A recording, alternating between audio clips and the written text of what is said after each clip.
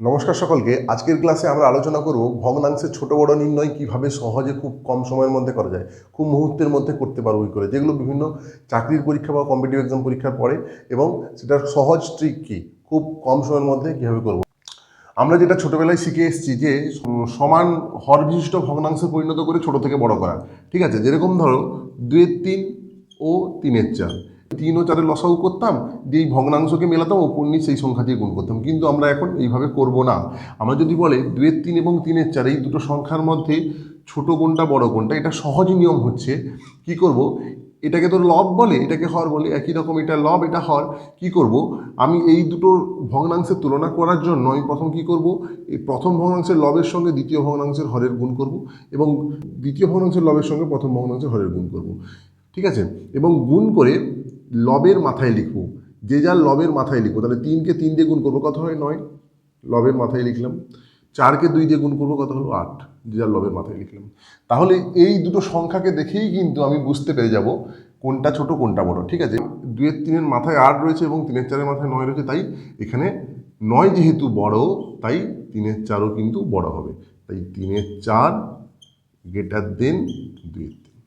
ওকে, এটা কিন্তু খুব কম সময়ের মধ্যে, সেকেন্ডের মধ্যে হয়ে গেল। আরেকটা যদি বলি 5-7 এবং 11-12,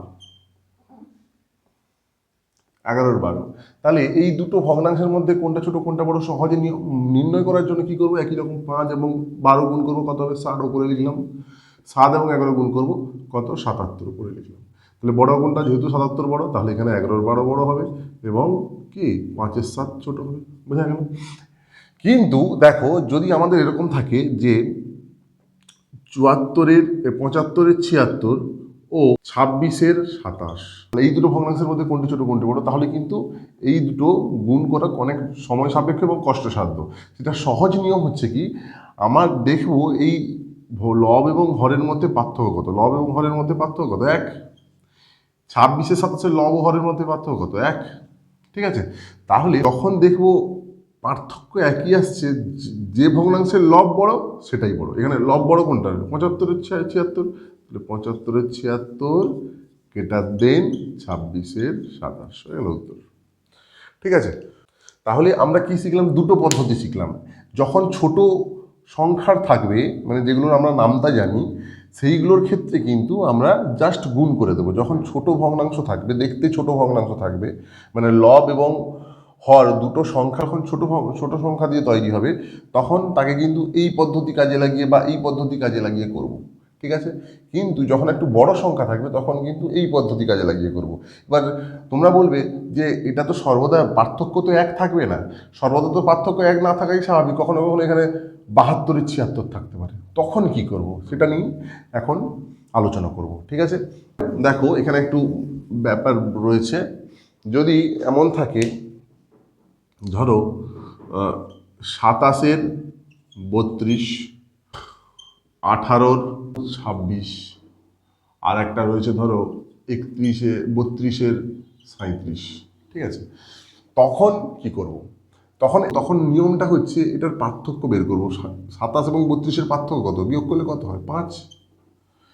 18 এবং 26-এর পার্থক্য কত, বিয়োগ করলে কত হয় 8। 32 এবং 37-এর পার্থক্য কত, 5। এবার কি করব, লবটাকে লিখব, লব লিখলাম এবং যত পার্থক্য ছিল সেই ভগ্নাংশে তাকে দিয়ে ভাগ করব। কত হবে, 27কে 5 দিয়ে ভাগ করলে 5-5-25.2, 5-4-20, ঠিক আছে। এবার একই রকম 18 এবং 26-এর পার্থক্য 8 ছিল এবং লবে কত ছিল 18, 18 লিখলাম বাই 8, তাহলে কত হবে 8-2-16, 2 পয়েন্ট সামথিং। কখনো কখনো পয়েন্টের পরেরটা না লিখলেও চলে, ঠিক আছে, একটা আনুমানিক ধরে নিতে হয়।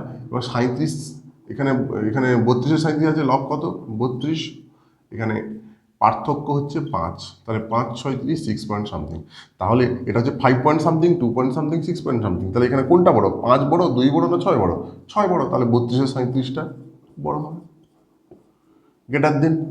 তারপর 27-32, কারণ এখানে 5 আছে, 27-32, তারপর কি আছে, তারপর হবে 18-26। এইভাবে কিন্তু খুব কম সময়ের মধ্যে আমরা করতে পারবো, ঠিক আছে। আশা করি বোঝা গেল। তোমাদের পরীক্ষা সাধারণত এই ধরনের কোশ্চেন থাকে, বিভিন্ন চাকরির পরীক্ষা কিন্তু এই ধরনের কোশ্চেন থাকে, নিচের কোন ভগ্নাংশটি বড়। এই অপশানগুলোর মধ্যে কত হবে, এগুলো দেখো সবগুলোই কিন্তু প্রকৃত ভগ্নাংশ, বেশিরভাগ ক্ষেত্রে অপশান থাকে। অপ্রকৃত ভগ্নাংশ তো একের চেয়ে বড় হয়, তখন কিন্তু আমরা বুঝতে পারি যে একের চেয়ে বড় রয়েছে মানে সেটা অপ্রকৃত ভগ্নাংশ, সেটা বড় হবে, প্রকৃত ভগ্নাংশ একের চেয়ে ছোট হবে, ঠিক আছে। কিন্তু বেশিরভাগ ক্ষেত্রে প্রকৃত ভগ্নাংশ দিয়ে থাকে। তো সহজে করবো কী করে, যে কোনো চাকরির পরীক্ষা তো আমাদের হাতে খুব কম সময় থাকে, তো করবো কীভাবে। সবসময় দুটো দুটো করে তুলনা করবো। প্রথম 2 3 ও 5 7কে নিলাম, তাহলে মনে মনে 3-এর সঙ্গে এই 5-এর গুণ করবো, কোনাকুনি গুণ করবো, 3 5 15, এখানে তাহলে মনে মনে ভাববো 15 আছে।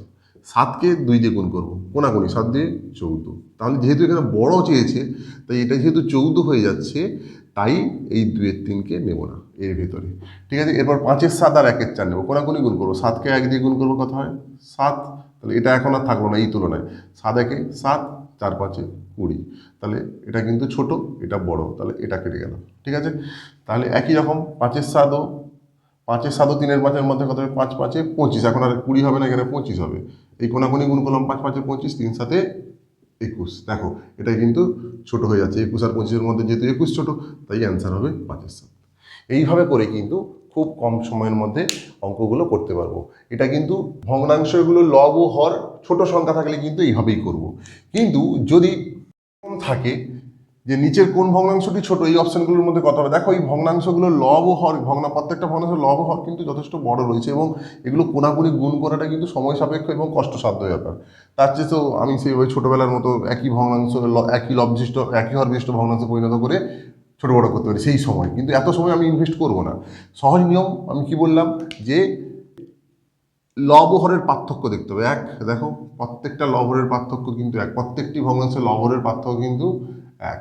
তখন আমি কি করব, জাস্ট যে ভগ্নাংশটার লব বড় সেটাই বড়, তাহলে এগুলোর মধ্যে বড় কোনটা, 27 13 28 46-এর মধ্যে বড় কোনটা, এটা বড়। কিন্তু তোমাকে এখানে ছোট চেয়েছে, ছোট যেহেতু দেখবো কোনটা ছোট, কোন ভগ্নাংশের লব ছোট, কোনটা, এখানে 27 13 28 46-এর মধ্যে 13 14, এই 13টা হচ্ছে ছোট, মানে 13 14টাই ছোট হবে, ঠিক আছে।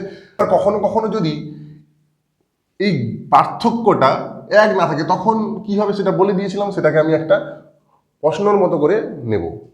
দেখো এই অঙ্কটার ক্ষেত্রে কি আছে, নিচের কোন ভগ্নাংশটি বড়, এই অপশনগুলোর মধ্যে কত হবে। এখানে দেখো আমি প্রথম নিয়মটাও ব্যবহার করতে পারবো না, দ্বিতীয় নিয়মটাও ব্যবহার করতে পারবো না। কেন, প্রথম নিয়মটা বলতে কি, কোনাকুনি গুণ করে কিন্তু যথেষ্ট সময় সাপেক্ষ ব্যাপার, সেটা করলে অনেকটা সময় ইনভেস্ট হয়ে যাবে, তাই সেভাবে করবো না। এবং দেখো এদের পার্থক্য কিন্তু এক নেই, এটা এক রয়েছে, এখানে কিন্তু কত রয়েছে 28 এবং 35 থেকে, মানে 35 থেকে 28 বাদ দিলে কত হয় 7, হ্যাঁ 41 থেকে 37 বাদ দিলে 4, 66 থেকে 67 বাদ দিলে, মানে 67 থেকে 66 বাদ দিলে 1, তাহলে এদের পার্থক্যগুলো কিন্তু একই নেই, কখনো কখনো আলাদা রয়েছে। তখন আমার নিয়ম কী হবে আমি বলেছি, নিয়মটা হবে প্রথম লবকে লিখে নেব, দিয়ে এই পার্থক্য দিয়ে ভাগ করব, ঠিক আছে। লবকে লিখলাম, পার্থক্য দিয়ে ভাগ করলাম, লবকে লিখলাম, পার্থক্য দিয়ে ভাগ করলাম, লবকে লিখলাম।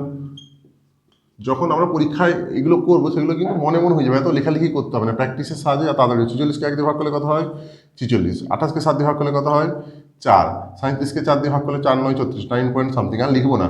66কে 1 দিয়ে ভাগ করলে 66, তাহলে এর মধ্যে বড় কোনটা, এখানে সবচেয়ে বড় হচ্ছে, যেহেতু বড় চেয়েছে সবচেয়ে বড় হচ্ছে 66, দেখো 66 9 4, এখানে 4 পয়েন্ট সামথিং ছিল, আর এখানে 46, 66 যেহেতু বড় এটাই সবচেয়ে বড় হবে, 66 বা 67। তাহলে আমি নিজের থেকে অঙ্ক দিচ্ছি, যেটা তোমরা কমেন্ট বক্সে অবশ্যই উত্তর করে জানাবে কত উত্তর হবে, এটা কিন্তু তোমরা নিজেরা করবে, এটা কিন্তু HW থাকলো, ঠিক আছে, কমেন্ট করে জানাবে। তোমরা যদি এটার উত্তর সঠিক কমেন্ট করো তাহলে আমি বুঝবো যে অবশ্যই আমার ক্লাসটা বুঝেছো এবং উপকৃত হয়েছো। অবশ্যই কমেন্ট করে জানাবে উত্তর কত হচ্ছে, এটার মধ্যে বড় কোনটা, এটা অবশ্যই কমেন্ট বক্সে জানাবে। আশা করি ক্লাস থেকে সকলে উপকৃত হলে। আজকের মতো ক্লাসটি এই পর্যন্ত, পরের ক্লাসে আবার দেখা হচ্ছে, নমস্কার।